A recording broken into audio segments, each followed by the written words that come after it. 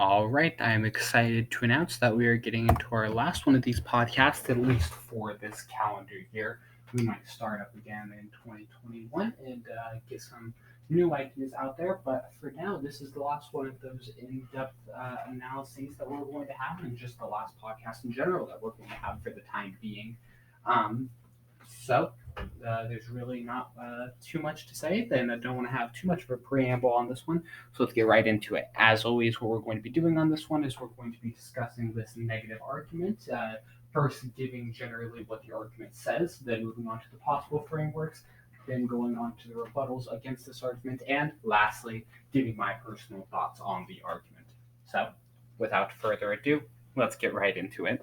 So first, the general idea of this argument comes based off of the warfare that is going to be happening if we have lethal autonomous weapons, which is to say, generally less. The idea of this argument isn't that we are going to prevent war, but it's that we're going to actually prevent combat when it comes to these wars. Just because obviously the whole idea of lethal autonomous weapons is to actually reduce boots on the ground and therefore reduce the actual deaths we're going to be seeing in war. We could potentially have the same number of battles with lethal autonomous weapons, but we're only going to be giving these, putting like machines in harm's way rather than a bunch of soldiers, which is really what this like argument boils down to, and there's not a whole lot of nuance to it. The fact that we have less soldiers fighting is going to mean that less soldiers are being put in harm's way, less soldiers are going to die. That's our impact. Less soldiers are dead. Um, I would really like to elaborate on this more, but I'm just trying to think of if there's anything more that needs to be said on this argument. It's about as simple as they come. Machines do fighting, humans no do fighting, humans no die. Like, there's not too much more to say on it. So I think from that point, we can just simply move on to framework. This might be a very short one, and we'll have to fill some time at the end, but that's okay. For the framework of this one, as has been with everything on the negative side, is going to be very consequentialist based because, as always, we're having this impact of saving lives. As we've discussed, whenever you're doing this, just the impacts are too strong to give to anything else besides a consequentialist framework. Like, there's just simply no reason to not do it. So that's going to be what we look for on this end. We're just going to allow more consequentialism, which can be something specifically like, I don't know, let's say a value of life again, a value criterion to maximizing well-being. That's always a good combination. And using those points to say, well, we're protecting more lives by ensuring that we're having less casualties from soldiers, so on and so forth. So generally, we can just like move on with that. I think the framework is pretty simple. So hopefully we can fill some time during rebuttals. We're only 3 minutes into this video. So getting right to it, going to the rebuttals. Generally, what we're going to do here is probably the main thing I'm going to think of is that the warrant isn't going to be strong, and that we're going to say that there's not actually going to be any change in the amount of boots on the ground. Because, like, as we talked about in one of the other arguments, simply because we have lethal autonomous weapons does not inherently mean that we're going to like stop having quite as many battles. Like, just because we have these lethal autonomous weapons fighting doesn't mean that we're immediately going to stop sending soldiers out into the war and like stop actual like physical combats in these nations. It might just mean that we also have lethal autonomous weapons that help assist in it. So I would argue first and foremost that there is no actual reduction in the like um, soldier casualties, and that we're just going to see them like added onto as well as having lethal autonomous weapons. I even think that you could potentially turn this by saying that lethal autonomous weapons are still going to result in more soldier casualties. This is just going to result in more fighting in this already like dangerous like conflicts. So it's just going to result in more ways for soldiers to be killed because we're going to have the same amount of soldiers present with just like more escalation in general. Obviously, like that turn is going to depend largely on what is in your case, because it's going to be super easy to turn it if you talk about escalation. You're going to be like, not only is the warfare not better, but there's more of it. Like, so depending on what your act case is, obviously the turns are going to be a bit different, and that's okay. So yeah, like obviously keep that in mind.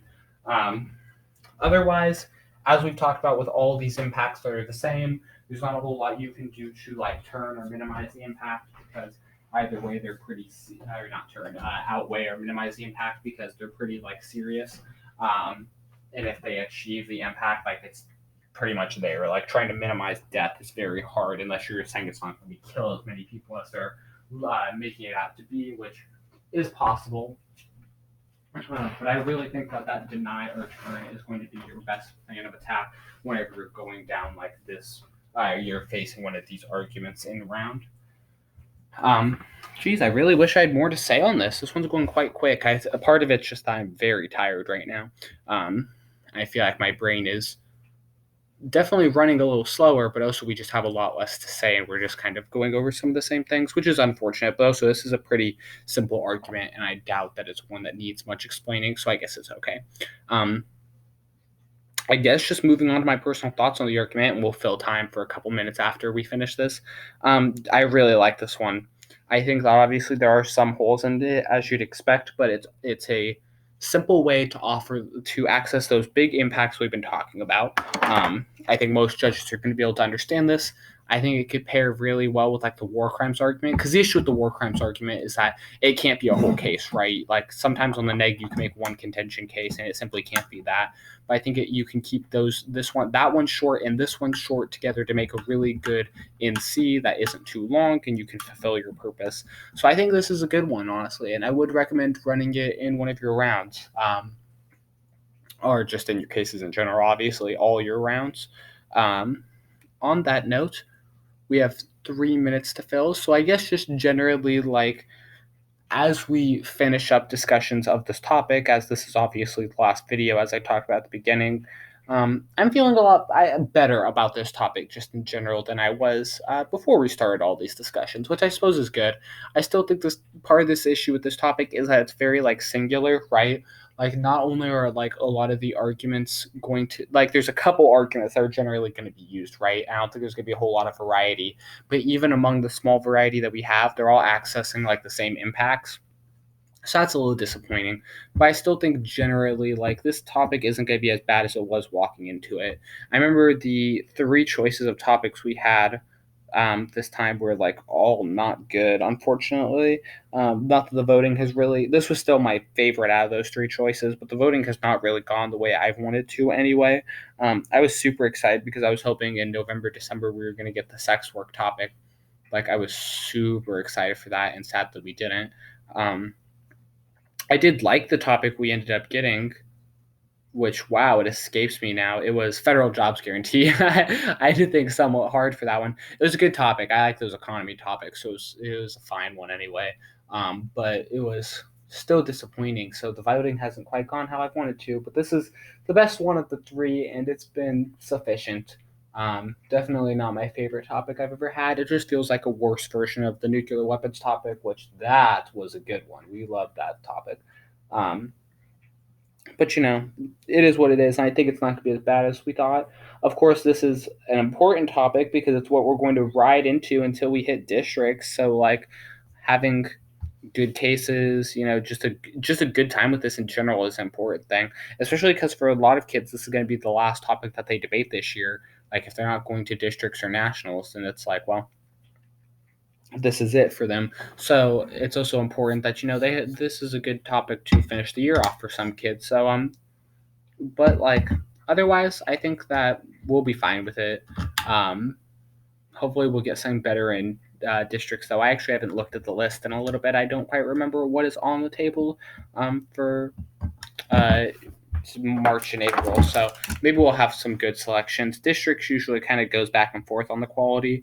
I remember my sophomore year; it was by far the best topic that we had all year. It was about the illegal use of drugs ought to be treated as a matter of public health, not a criminal justice, and that was a good one. And then the year before that, it was UBI. Last year, I did not really enjoy the topic. It was the predictive policing is unjust. So like that was unfortunate, but it could be whatever. I'm trying to pull up the potential topics really quick. For March, April, the three ones that we could have is resolve. The United States ought to guarantee universal child care. Not bad. The United States ought to recognize a positive right to reproduce. Wow, I remember reading that one now, but that's a weird one. And then direct to consumer pharmaceutical advertising is unethical. Yeah. I personally, that universal child care, that's like overly specific, but I am intrigued by that. I'll have to think about this before I like cast my vote. But anyway, I'm so tired, so I'm just gonna end this one right here. But it was nice to get these videos out. Anyone who actually like ventures through and watching them, he did more than I expected. I just did them for NSDA points, but I appreciate you watching them if you did. So that as always, I hope these videos were educational, and I wish you good luck in all your rounds.